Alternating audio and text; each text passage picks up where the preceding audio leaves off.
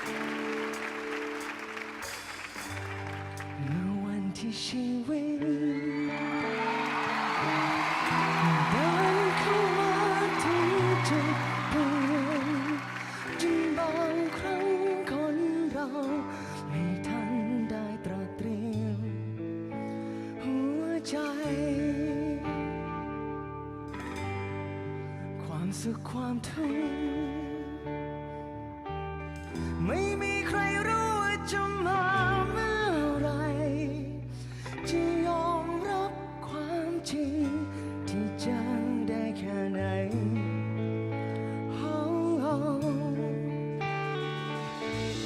เพราะชีวิตคือชีวิตเมื่อมีเข้ามาก็มีเลิกไปมีสุขสมมีผิดหวังห่วงเราหรือหวั่นไหวเกิดขึ้นได้ทุกวันอยู่ที่เรียนรู้อยู่ที่ยอมรับมันตามความคิดสติเราให้ทันอยู่กับสิ่งที่มีไม่ใช่สิ่งที่ฝันและทำสิ่งนั้นให้ดีที่สุด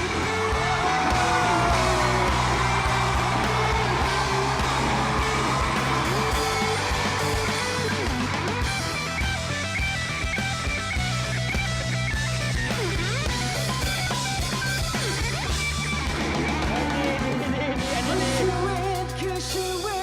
ตเมื่อมีเข้ามาก็มีเลิกไป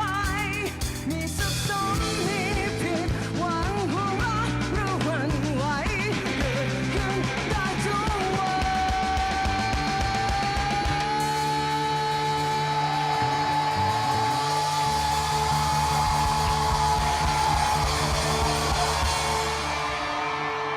อยากให้ทุกคนช่วยกันร้องนะครับ